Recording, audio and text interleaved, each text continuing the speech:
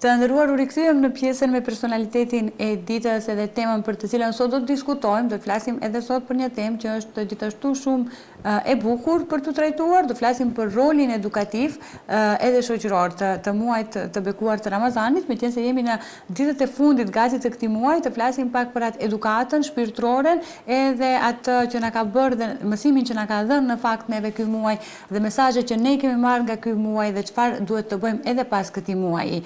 Do të flasim për kuptimin e Ramazanit, për agjërimin si adhurim dhe njëkohësisht edhe për bisedat fetare, edukative që janë zhvilluar, panelet e diskutimit, aktivitetet që janë zhvilluar në këtë muaj të bekuar. Në fakt është nder dhe kënaqësi që në studion tonë të kemi, ajo është magjistre e teologjisë, njëkohësisht profesoreshën Hafsa Rushiti. Përshëndetje dhe mirë se na erdhe dashur. Faleminderit, mirë se u gjetëm.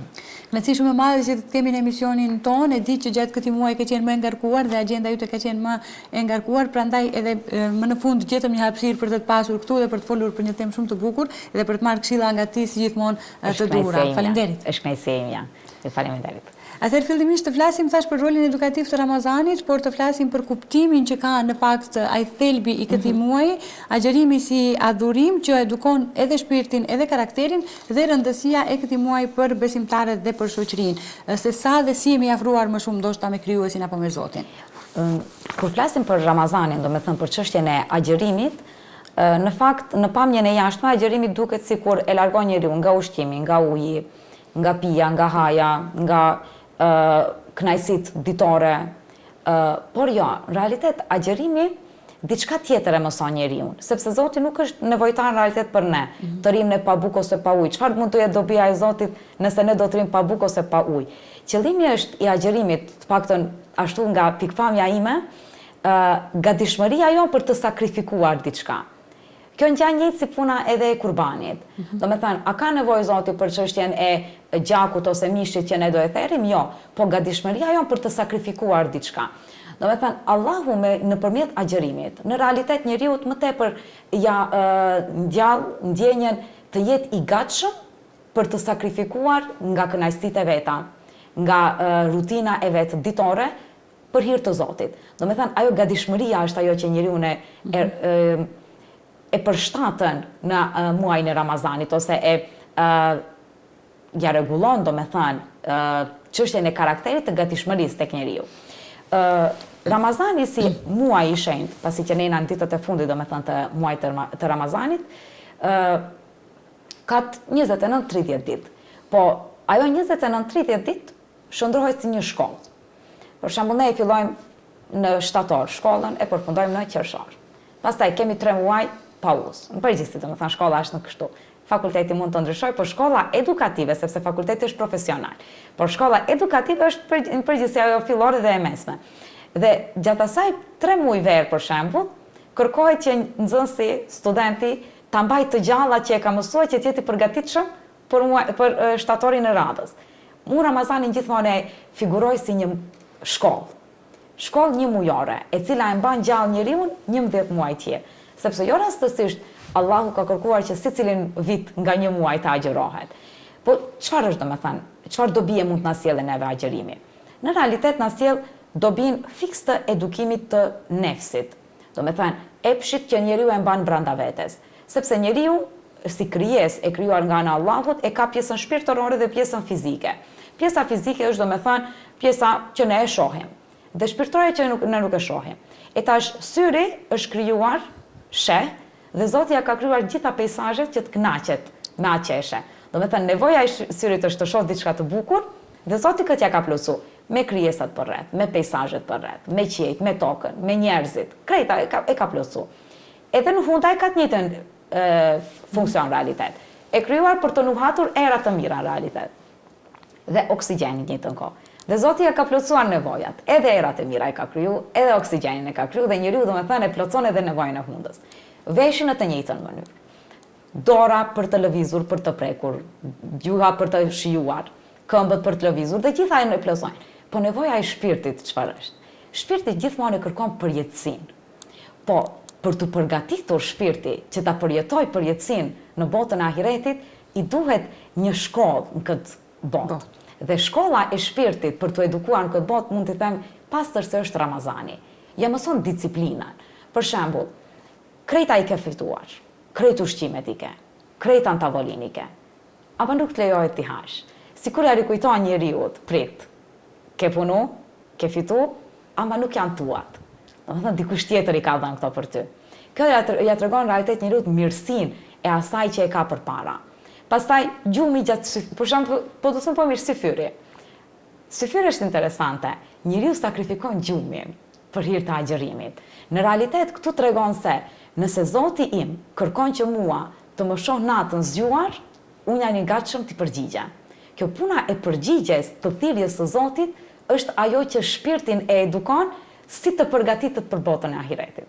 Dhe kjo është domethënë kënaqësia më e madhe që i jepet Ramazanit. Përderisa ne para Ramazanit nuk duam as pak të na i prish askush gjumin, në Ramazan presim me zi të ngrehemi për syfyr për shemb. Çfarë është ajo e ngritja për syfyr për shembull? E kënaq njeriu sepse prit thot, këtu ka diçka në lidhje me shpirtin, jo më me pjesën fizike. E kupton se gjumi është vetëm një nevojë që e plotëson çështjen fizike të trupit për pushim, por shpirti ka nevojë për zgjim. Domethënë ajo pjesa e agjërimit në realitet, në pjesën edukative, domethënë që mund ta themi përmendën kët. Sepse ajeti kuranor në surën Bekara ajeti 183 thotë: Ja ju alladhina amanu kutiba alaykumus siyamu kama kutiba alal ladhina min qablikum la'allakum tattaqun. Thot, o ju që keni besuar, ju është bërë obligim agjërimi. Ashtu si është bërë obligim për popujt para jush, me qëllim që të bëheni të devotshëm. Domethënë agjërimi të kish qëllimin vetëm urinë dhe etjen, atëherë nuk do të ishte të kërkohet devotshmëria, por kërkohet devotshmëria. E fjala takva, devotshmëri çfarë do të thotë? E fiks ajo gatishmëria për sakrificë. Domethënë njeriu të jetë i gatshëm që të mund të domethënë të përgjigjet thirrjes së Zotit në çdo vend që të jetë. Sepse jashtë Ramazanit ne i përgjigjemi ezanit për namaz, ose nevojës për të lexuar Kur'an për t'u afruar me Zotin, por sikur aq përditshmëri, aq rutinë e jetës moderne, sidomos tash globalizmi që e ka zhvilluar shpejtësinë, domethënë jetojmë me një jetë shumë të shpejtë. Nuk e kuptojmë në realitet si është duke na shkuar dita. Mua dikur më qeshet, ama është me të vërtet efikase se në shumicën e rasteve e ndjejmë se këtë jena duke e përmend. 24 orë nuk na mjaftojnë. Domethënë, sikur kërkohet edhe një 4 orë tepër ti kishim, sikur të ishte dita 28. Në realitet, a ka ndryshuar diçka prej viteve më të hershme? Jo. Por ka ndryshuar çështja e shpejtësisë që jetohet. Tashmë njeriu është i padurueshëm. Domethënë, edhe nëse do ta bëj diçka, të jetë shpejt e shpejt. Nëse do ta përgatis një ushqim, të mos jetë i rënd, po të jetë më tepër një tash edhe ushqimet tradicionale janë këtu në fast fooda. Domethënë, shpejt e shpejt të bëhet edhe të përfundohet. Shpejt e shpejt një kafe ta pi edhe të çohem. Nuk ndajmë një kohë të gjatë për ta shijuar momentin. Kjo nuk është vetëm në pjesën e ushqimit, është edhe në pjesën e punës. Sikur ato 40 minuta gjatë orëve të cilat i kaloj me nxënësit, shpejt e shpejt kaloj ta kaloj. Domethënë, tepër një rutinë normale na është bë. Edhe kjo rutina normale, nëpërmjet agjerimit njeriu e ekuilibron në realitet. I thot prit, ka kohë thot në realitet. Duhet kesh thot kohë edhe për pjesën e adhurimit që e ke ndaj Allahut. Duhet thot ta rikujtosh se edhe këtë moment që je duke e përjetuar, e ka shijen e vete, edhe uria që e ndjejmë gjatë ditës, duhet ta kesh shijen e vete. Domethënë, ja në të njëjtën kohë, edukimi shpirtëror mblidhet edhe me edukimin fizik të njeriu gjatë këtij muaji. Sikur durimi që duhet ta bëj gjatë ditës nuk është vetëm për uri dhe për ushqim, por është edhe për punë të tjera, sepse kur vjen koha e iftarit, a jemi në punë, a jemi diku tjetër. Ndalim ja 5 minuta, nëse nuk kemi mundësi për të dalë jashtë orarit punës. Ndalim ja 5 minuta dhe themi tash mund të hapim iftarin. Domethënë, e vrejmë se mund të ndalojmë, domethënë, stop, ndalu. Diku domethënë ajo është në realitet një rikujtim se disa sende duhet të kenë kohën e vetë, duhet të kenë mënyrën e vetë si të shprehen. Pjesa më kryesore, domethënë, e edukimit që mund ta flasim për agjërimin është kjo. Pse e përmenda në këtë mënyrë, domethënë? Pasi jemi në ditët e fundit, ta kuptojmë atëherë atë një muaj në realitet, ta rikujtojmë, një muaj në çfarë bëm. Ta mendojmë, domethënë, ditën e parë si agjërova, si ishte dita e parë. Kur agjërova ditën e parë, domethënë, a ishte një agjërim me kuptim, ose ishte një agjërim rutinë. Në realitet dita e parë asnjëherë nuk është rutinë, dita e parë është me të vërtetë e fortë. Tash a është shndruar në rutinë, ose ende e kam atë gjallësinë për ta edukuar nefsin dhe shpirtin tim. Ka një hadith kutsi. Hadith kutsi janë hadithet të cilët janë transmetuar nga ana e profetit Muhammed, por që janë fjalët e Zotit. Dhe thot, kur Zoti e krijoi thot nefsin në fillim, e pyeti, kush jam unë e kush je ti? Nefsi thot, ju përgjigj. Ti je ti, unë jam unë. Zoti e pyeti përsëri. Kush jam unë dhe kush je ti? Nefsi me arrogancë ju përgjigj. Ti je ti, unë jam unë. Sepse nefsi i njeriut, egoja që e përmban njeriu brenda, është aq e fortë sa që nuk përulet, qoftë edhe përpara krijuesit. Është tepër arrogante. Edhe Zoti thot i dha disa dënime. E dënoi thot me zjarr. Përsëri e pyeti, kush je ti, kush jam unë? Nefsi thot, nuk e dëgjoj atë pjesën e dënimit thot, nuk e ndjeu thot atë pjesën e dënimit. Përsëri thot me arrogancë ju përgjigj, ti je ti, unë jam unë. Dhe pas disa llojeve të dënimeve, Zoti thot nefsin thot e dënoi thot me uri dhe me etje. Dhe e pyeti, kush je ti e kush jam unë? Nefsi thot ju përgjigj, unë jam robi i dobët, ndërsa ti je Zoti i gjithësisë, krijuesi i gjithësisë i madhërisëm. Do me thënë, për ulja e nefsit përpara Zotit është bërë nëpërmjet agjerimit. Nëse nefsi në fillim kur është krijuar për ulje, do me thënë, dënimi me ujë dhe me etje ka qenë shkak i përuljes, ne sot nuk e ndjej si dënim, po e ndjej si shpërblim. Sepse ne gjatë 11 muajve, sikur e harxojmë atë ndjenjen e cila duhet të jetë e përullur përpara Allahut. Prandaj do me thënë, muajin e agjerimit ose muajin e Ramazanit mund ta nënkuptojmë pastër si reflektim dhe afrimitet me Zotin. Ne e kuptojmë se kush është Zoti. Do me thënë, Allahu është i madhërisëm dhe ai neve na sheh, ai neve na dëgjon. Më pëlqen shumë hadithi profetit Muhammed, thot, lutja e cila bëhet në kohën e iftarit dhe lutja e cila bëhet në sejdë kur është robi i Zotit, nuk kanë perde, drejt për drejt janë tek Zoti. Do me thënë, është lutja koha më e pranueshme e lutjes. Jo rastësisht është koha më e pranueshme e lutjes, sepse Allahu e pranon robin e tij i cili ju është përgjigjur thirrjes. Do me thënë, kjo është afrimi më i afërt me Zotin është ajo, do me thënë, sepse në krahasim kur i shohim gjithë profetët, asnjëri nuk e ka pas mundësinë ta takojë Zotin, ose të flas drejt për drejt me Zotin përveç Musait alayhis salam edhe profetit Muhammed. Dhe ne, si umeti i profetit Muhammed, e kemi këtë mundësi nëpërmjet Ramazanit, të kemi një afrimitet tepër të lartë me Allahun, duke u drejtuar, do me thënë, me një lutje para iftarit, e cila është drejt për drejt e drejtuar tek Allahu, pa ndërmjetësues. Dhe kjo është, do me thënë, çështja më, besoj, më e bukur e dhuratës, dhuntisë dhe mirësisë që Allahu neve ne ka falë. Faleminderit shumë për këto mesazhe kaq të bukura, edhe gjitha këto urtësi kaq të bukura që sjell Ramazani, sepse zakonisht jemi mësuar të mësojmë vetëm atë pjesën fetare të Ramazanit dhe nuk e kemi kuptuar edhe atë thelbin që është edukimi i shpirtit, atë që e tha që në Ramazan, dhe faleminderit për këto ndjenja kaq të bukura që na solle. Megjithatë, përpara se të flasim për aktivitetet që ju i keni ndërmarrë gjatë muajit të Ramazanit, e që janë të shumta që gjithmonë i ndërmerrni, të flasim pak edhe për pjesën edukative dhe fetare që përfshin pra Ramazanin, konkretisht disiplinën, edukimin moral, faljen, për uljen e kështu me radhë.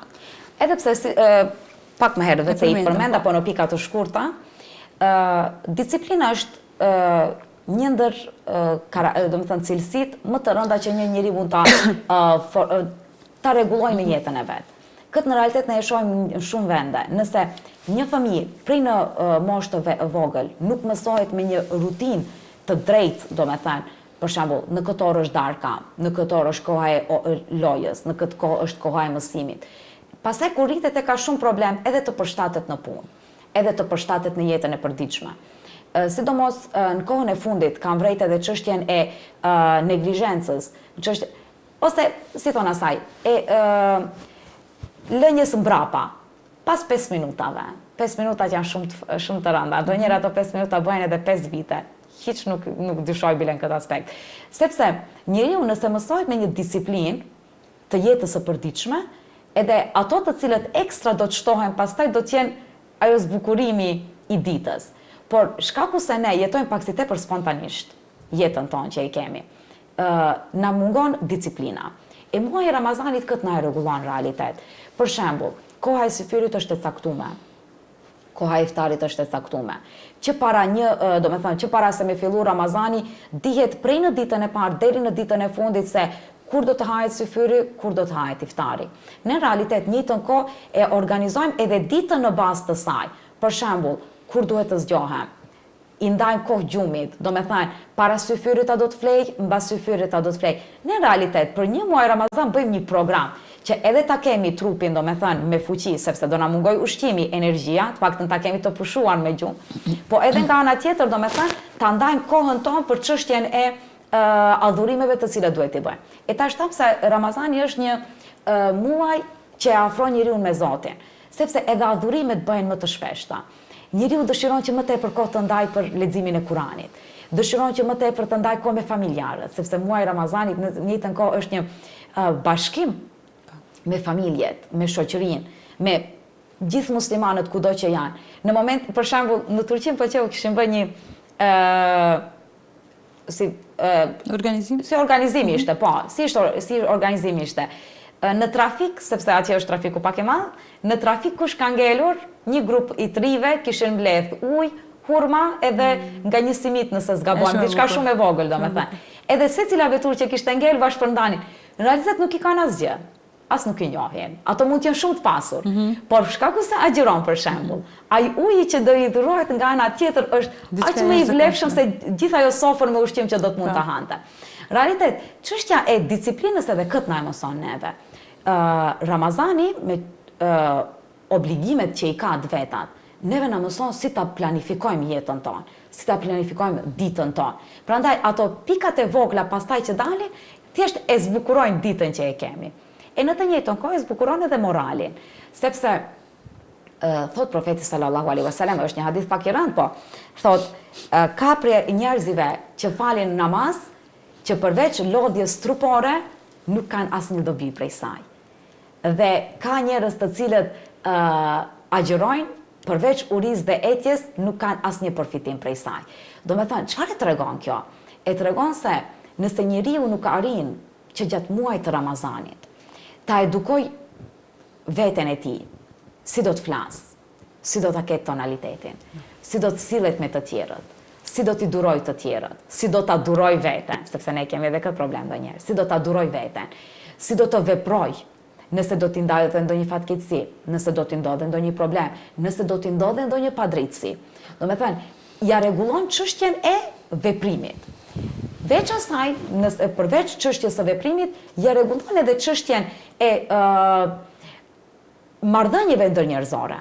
Sepse po, në Islam në realitet edhe jashtë Ramazanit, 3 ditë hidhruar me një musliman tjetër është e ndaluar. Maksimumi derisa të qetësohet ai nervozizmi që mund t'i formohet, sepse Allahu xhaleshanhu në çështjen e njeriu e pranon ashtu si e ka kriju, sepse e ka kriju do me thënë që ta ketë edhe ndjenjen e nervozizmit. Dhe thot po, ama bashkë me nervozizmin e ke edhe durimin dhe qetësinë. Prandaj ato 3 ditë janë të lejushme. Pas 3 ditëve thot ndalohet, duhet të pajtohesh thot me palën tjetër. Edhe çështja e Ramazanit këtë na e tregon. Shumica që para Ramazanit që janë të hidhruar në Ramazan, sikur ajo shpirtërorja që e kaplon në Ramazanin, e kaplon edhe zemrat e njerëzive të cilët janë të ftohta, të ngrohen dhe të zbuten. Edhe e rregullon edhe çështjet ndërnjerëzore. Veç asaj do me thënë, e rregullon marrëdhënien me Zotin. Për shembull, njerëzit që shkaku i rutinës, edhe njerë do kthehem ditore që e kemi, ne s'u ndajmë shumë kohë ndonjëherë për adhurimet. Namazet i falin, sikur Kuranin e lej manash. Na i rikujton do me thënë se kjo është muaji i Kuranit, atëherë ti rikthehemi leximit të Kuranit. Edhe mblidhen gjithë njerëzit për shembull. Tash shumë mirë, edhe në mënyrë online mblidhen, edhe nëpër xhamia. Do me thënë xhamia të mbushen me njerëz. Ajo shpirtërorja përderisa mblidhen gjithë njerëzit me një vend për ta përmendur Allahun, Allahu e shton dashurinë në mesin e atyre njerëzive. Edhe në këtë mënyrë do me thënë rregullojnë edhe marrëdhëniet mes njerëzive. Në këtë mënyrë ajo edhe disiplina në aspektin do me thënë vet personit, do me thënë vet zhvillimit të njeriu. Edhe marrëdhëniet në aspektin me njerëzit. Edhe morali, për shembull, të mos them ndonjë fjalë e cila nuk do të jetë e përshtatshme në Islam. Të mos ndëgjoj diçka e cila nuk do të jetë e përshtatshme në Islam. Në realitet, a janë këto vetëm për Ramazan? Jo, në realitet janë edhe jashtë Ramazanit. Po, për atë do me thënë, Ramazani është shkollë. Prandaj aspekti edukativ i Ramazanit është fiks një shkollë. Del, fillon vitin, muajin, e përfundon diplomimi me Bajram. Unë ashtu e llogaris gjithmonë. Bajrami është ajo absolventiada e shkollës së Ramazanit. Po, është ajo absolventiada e shkollës së Ramazanit, sepse me të vërtet atë ditë nuk e ndjen të njëjtën gëzim ai që ka agjëruar me atë që nuk ka agjëruar. Sigurisht. Ai që ka agjëruar domethënë e sheh se një muaj unë durova, një muaj unë e kontrollova veten, një muaj unë e edukova veten, edhe tash unë e di si ta vazhdoj. Sepse thash, ne disiplinën e harrojmë shumicën e rasteve shkaku i sendeve që na dalin spontanisht. Dhe mbas Ramazanit, sidomos atë një muaj mbas Ramazanit, unë mendoj se këtë disiplinë e mbajmë. Prit, ta kontrollojmë veten, ta bëjmë një planifikim. Ku do shkojmë, si do t'jetë, si do zhvillohet kjo pjesë këtu. Domethënë ne e rregullojmë atë një muaj. Pas një muaj fillojmë ngadalë ta harrojmë, po 11 muaj kur arrim ka fundi sikur ajo, domethënë është harxhuar ajo pjesa e energjisë dhe duhet të rimbushet përsëri në Ramazanin tjetër. Ndërsa pjesa morale është diçka që njeriu vazhdimisht duhet ta mendoj. Vazhdimisht duhet ta kontrolloj. Ramazani është shumë mirë. Agjërimi ja kujton, ko pas kohë, prit mos u nervozo. Qetësohu. Thot për shembull, dhe kur dikush prej jush do me thënë nervozohet thot, ose thot shqetësohet thot me dikë tjetër thot, ose dikush ju nguc thot në këtë aspekt, ju thot vetëm përgjigjuni unë jam agjërueshëm. Do me thënë pse unë jam agjërueshëm? Agjërimi im është një ndalesë që unë të mos dal jashtë kontrollit të vetes. Agjërimi është një rikujtues që unë të jem kontrollues i vetes, sepse nëse njeriu di të kontrolloj veten, mund të kontrolloj gjendjen, mund të kontrolloj rrethin. Dhe në këtë mënyrë do me thënë të formoj edhe veten edhe rrethin në një shoqëri më të mirë. Prandaj do me thënë çështja e agjërimit në aspektin e moralit dhe disiplinës, njeriu t'i mëson tepër detaje. Këto pikat vogla do me thënë që pastaj rriten edhe urojmë që edhe mbas Ramazanit t'i kemi. T'i kemi dhe t'i kultivojmë. Në fakt, kur përmendet traditat e Ramazanit, për shembull përmendet rastin në Turqi dhe ishte shumë një rast i bukur, mua pikërisht mbrëm ka rastisur të lexoj edhe një tjetër traditë kur te këpucët e fëmijëve në xhami në natën e Kadrit ishte vendosur para, domethënë që do të simbolizonte atë solidaritetin e madh dhe atë mëshirën që kemi edhe për më të vegjëlit dhe realisht këtë e ka besoj Ramazani, këtë shkollë, këtë edukim e ka Ramazani. Megjithatë edhe keni ndërmarrë edhe shumë aktivitete si zakonisht që ndërmerrni në Ramazan, panele diskutimi, lexim, edhe disa takime online që realizoni, ligjërata e kështu me radhë. Të flasim pak edhe për këto aktivitete, eksperienca shumë të bukura, edhe unë vetë personalisht domethënë kam marrë pjesë në këto aktivitete, duke ju falendëruar edhe për ftesën, dhe kanë qenë të jashtëzakonshme. Çështja e pjesës së aktiviteteve të Ramazanit e bukur është edhe para përgatitja për Ramazan. Realitet Ramazani vjen me bereqetin e vet, në cilin aspekt. Njeriu para se me ardh Ramazani fillon ajo përgatitja. Mua këtë vit, në krahasim me vite tjera, më ka pëlqyer më tepër pritja e Ramazanit nga ana e njerëzve. Sikur i rikthehemi asaj kënaqësie shpirtërore para 10-15 viteve që e kena pasur. Sepse sikur një kohë u humb ajo, u shua ajo entuziazmi për pritjen e Ramazanit, ama këtë vit e kam ndjerë më tepër atë pritjen. Këtë vit ne me grupin tonë të leximit, që jemi grupi i leximit Një Fjalë Një Jetë, pranë Institutit të Hifzit dhe Bukurleximit të Kuranit Hafez Hasan Efendi Zendeli në Muftininë e Gostivarit, kena organizuar domethënë një ribotim të një librit për Ramazanin. Deri vjet e kena pas, domethënë 5 vite e kena përdorur njëjtin libër, këtë vit e ndryshuam. Këtë vit sollëm edhe ne një risi në përgatitjet tona dhe ajo para përgatitja para Ramazanit ishte një aktiviteti që duheshte të përpilohet libri. Cilët tema do zgjidhen, si do të shqyrtohen. Edhe vendosëm me Muftininë e Gostivarit që së bashku domethënë ta caktojmë takimet të bëhen njëra në shkollën fillore Ismail Qemali në Gostivar, dhe tjetra në komunën e Gostivarit dhe tjetra të jetë në shkollën e Salilisi Dobordol në komunën e Vrapçishtit. Këtë mënyrë domethënë arritëm që të bëjmë 2 takime domethënë me nxënësit dhe kolektivet e atyre shkollave. Pritja e nxënësve ishte shumë e bukur. Edhe dhuratat të cilët i dërguam, mesazhet të cilët i përcollëm, dhuratat të dhuruan nga vetë muftiu i Gostivarit. Edhe Haxhi Sabehuddin Efendi Zendeli dhe nga ana e drejtorit të Institutit të Hifzit Magjistër Elisa Hasani dhe kjo ishte një kënaqësi edhe për nxënësit të njohin domethënë udhëhecin fetar të qytetit të Gostivarit. Dhe të njëjtën kohë domethënë ta shijojnë se vjen Ramazani, të jetë një gëzim për ata, njësi e përmend çështjen e parave në këpucët e asaj. ne e bëm para Ramazanit me dhurata, do me thënë se mirë se vjen Ramazani. Kjo është aktiviteti i parë që e bëm. Aktiviteti që është vazhdimsi tashme e grupit tonë të leximit, 30 ligjërata në projektin në ombrellën e Ramazanit. Koncepti i fiks është të kuptojmë mesazhin hyjnor. Ne kena komentuar në secilën mbrëmje ajetet kuranore duke u bazuar në 3 tefsiret kryesore, domethënë Tevilatul Kur'an të Imam Maturidiut, tefsiri i Dianetit të Turqisë dhe tefsiri i El Malhamdi Azërit, një ndër tefsiret e para që është shkruar në gjuhën turke. Duke u bazuar në ato 3 tefsire, duke u marrë mësime nga lëmit tjera të çështjeve islame, siç janë historia islame, siç janë historitë e religioneve, siç janë filozofia islame dhe sociologjia islame, ne jena munduar që ajetet kuranore, domethënë, përderisa i lexojmë, jo vetëm t'i lexojmë dhe të kalojmë, po të kuptojmë se pse Zoti i dha ato ajete. Çfarë dëshiroj neve të na jap nëpërmjet atyre ajeteve? Çfarë është mesazhi hyjnor që fshihet në mes rreshtave të ajeteve kuranore? Duke kuptuar këto, pastaj këtë si ta shndrojmë në përditshmëri, si ta shndrojmë në praktikën tonë. Çfarë do na hyjnë në për shembull, ne kemi 6236 ajete. Domethënë 6236 mesazhe, unë i them asaj. E tash, mesin e këtyre mesazheve, gjitha janë për ne ose vetëm janë të shkruara? Shumicën e rasteve ne e harrojmë, prandaj Ramazani është shumë i bukur. Shumicën e rasteve ne mendojmë se janë vetëm mesazhe, i lexojmë dhe i kalojmë, por realitet ata janë urdhëresa për ne. Edhe në gjatë muajit të Ramazanit, në 30 ligjëratat të cilat i organizojmë, jena munduar domethënë që të kuptojmë mesazhin hyjnor dhe atë ta vendosim në praktik. Këtë vit, në krahasim me vitet tjera, interesimi ka qenë shumë i madh. Prandaj kjo ka qenë një kënaqësi tepër e madhe edhe për ne. Kena arritur domethënë që të shohim se tek njerëzit është ndezur ajo flaka e dashurisë ndaj Zotit dhe dashurisë për të kuptuar mesazhet hyjnore.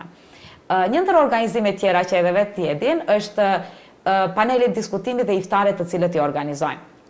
Këtë vit e kena bërë një iftar pak më tradicional në realitet, kena shkuar vetëm me antarët e grupit dhe ata të cilët kanë dëgjuar ligjërata 30 net, edhe mysafirët domethënë të qendrës etika që ishin që është për të drejtat e grave në Gostivar, për të mundësuar një bashkëpunim ose një lidhshmëri mes çështjes së iftarit, sepse bashkon zemrat, bashkon njerëzit në një sofër.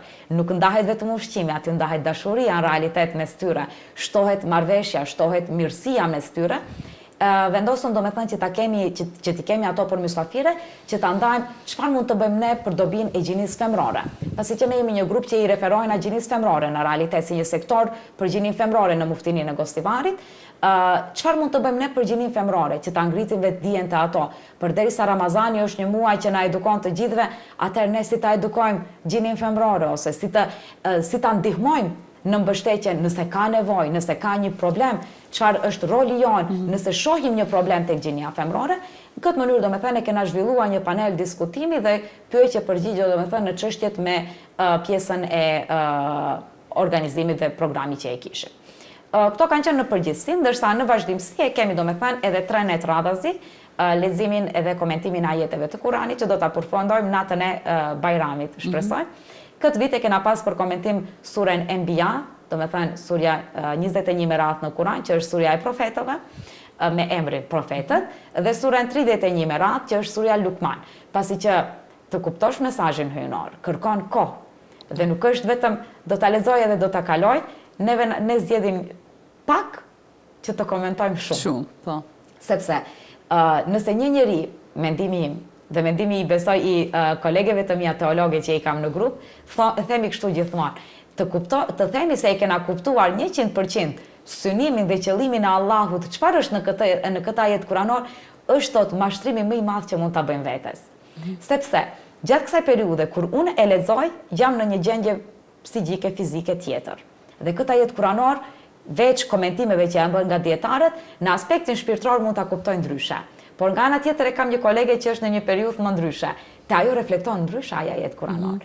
Tek ajo domethënë mesazhi hyjnor mund të jetë tjetër, sepse të lexosh Kuranin, të kuptosh Kuranin është të bisedosh me Zotin.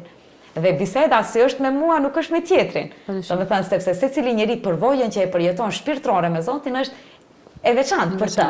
Prandaj domethënë kjo gjatë një muaj Ramazani na ka ngel si një motiv dhe një bashkim i bukur shpirtëror, domethënë, dhe ne e kemi zakon gjithmonë kur e përfundojmë çështjen e mbledhjes, e përfundojmë me hadithin e profetit kur një grup besimtarësh mblidhen në një vend për ta përmendur Allahun, edhe Allahu i përmend ata në një shoqëri më të mirë. Pastaj ne e formojmë edhe lutjen tonë, lutim edhe ne që të na përmendur në shoqërinë e melekëve, sepse hadithi ashtu përfundon. Prandaj domethënë ka qenë një rrugtim i bukur shpirtëror, ti themi ne asaj. Si çdo vit, ashtu si çdo ju. Si çdo vit. Këtë vit e kam shiju edhe unë më tepër, ndoshta prandaj e përmenda kështu. Shumë e bukur. Ju përgëzojmë për gjithë punën e madhe që e bëni edhe atë misionin e shenjtë të cilin ju e keni. Po megjithatë, një mesazh do kisha dashur, një thënie që do të përfshinte atë se çfarë keni cituar gjatë gjithë kohës me aktivitetet e juaja, apo ndonjë thënie që të ndonjë dietari që do kishte dashur ta citosh apo ta përmendish mesazhin të cilin e synon personalisht ti, domethënë gjatë këtij rrugtimi. Në pjesën e mesazhit, në realitet, këtë çështje prikur ma bërë ftesën. Më tepër se do ta flasim për Ramazanin, u mendova çfarë është mesazhi jonë që duhet ta japim ne për Ramazan. Do themi pse. Sepse krejt sendet diskutojnë ajo që ngelen në fund duhet të jetë domethënë e veçantë, unë mendoj. Mbrëm ne lexuam një ajet kuranor. Unë besoj ajo është më efikasja. Mos ec në tokë me krye lartësi. Se ti thot as nuk mund ta arrish tot majet e maleve, e as nuk mund ta çash tokën. Sigurisht. Ky ajet kuranor që përmendet në suren Isra, ajeti 37 në radhë, është një ajet i cili e përfshin fiks karakterin e njeriu që duhet ta formojë gjatë Ramazanit. Gjatë Ramazanit neve na ulet kryelartësia, sepse na ulet energjia e ushqimit dhe etjes.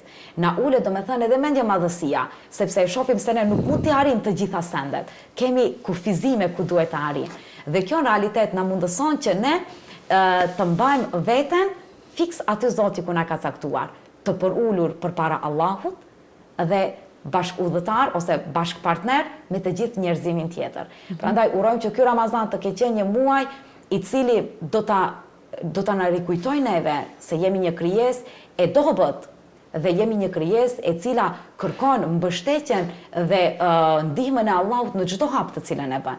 Duke arritur ne të kuptojmë se kemi nevojë për mbështetjen dhe ndihmën e Allahut në çdo hap tonin që e bëjmë, ne do të arrijmë të kuptojmë se jemi një krijesë kalimtare e cila rrugtimi do t'i përfundojë në botën tjetër dhe jo në këtë botë. Ashtu si e përmenda Duan, lutim Allahun që edhe ne të jemi përmendur të dyja bashkë sot, në mesin e melekëve, si ata njerëz të cilët të mblidhen dhe ndajnë kohë nga kohët e tyre për të mësuar nga mesazhet hyjnore që Allahu na dërgoi neve.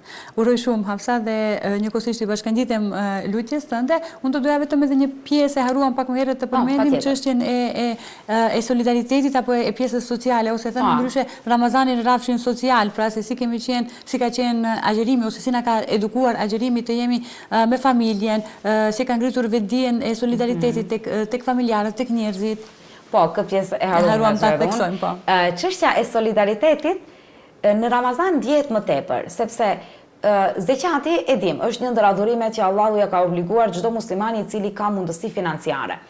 Por shkaku se zeqati është një herë në vit të jepet dhe duhet të kalojnë 12 muaj, dhe ne si njerëz që jemi, shkaku se jetojmë në një botë, domethënë moderne ti themi, përdorim kalendarin gregorian, e cili është nga 31 ditë muaji, disa muaj të paktën, nuk kalojnë fiks 12 muaj hënor, po janë muaj diellor. Prandaj Ramazani të njëjtën kohë është si një muaj i cili u rikujton njerëzive se tash është edhe koha e zeqatit. Nëpërmjet dhurimit të zeqatit, në realitet njeriu afron e kupton se këtë që e kanë fituar deri sot nuk është vetëm e imja. Këtu ka, domethënë, pjesë histe, si i themi në popull. Ka një pjesë edhe pjesa tjetër e popullit.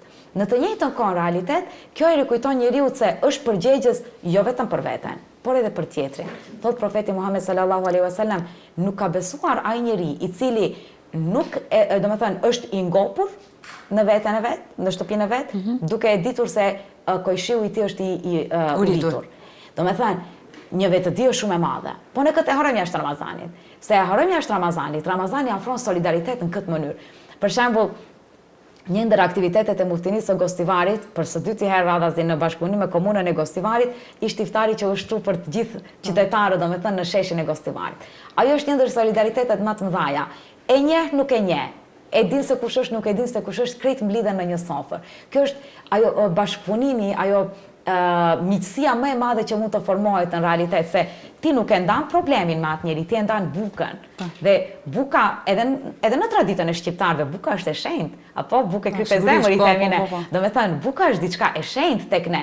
E përderisa ne arrim që në Ramazan ta ndajmë, do me thënë, bukën, ne kena formuar solidaritetin më të madh. Njëtën kohë, zeqanti, sadakatul fitra dhe sadakat tjera të cilët jepen, arrin që të formulojnë, do me thënë, një solidaritet, një ndihmë mes njerëzve, dhe në njëtën kohë të rikujtojmë, edhe pse mua nuk pëlqen shumë ta them si shprehje, po gjatë Ramazanit ne e kuptojmë çfarë është të rish u rritur. Edhe e kuptojmë edhe hallin e të tjerëve, në këtë mënyrë domethënë e balansojmë atë gjendjen shoqërore të cilën duhet ta formojmë në shoqëri.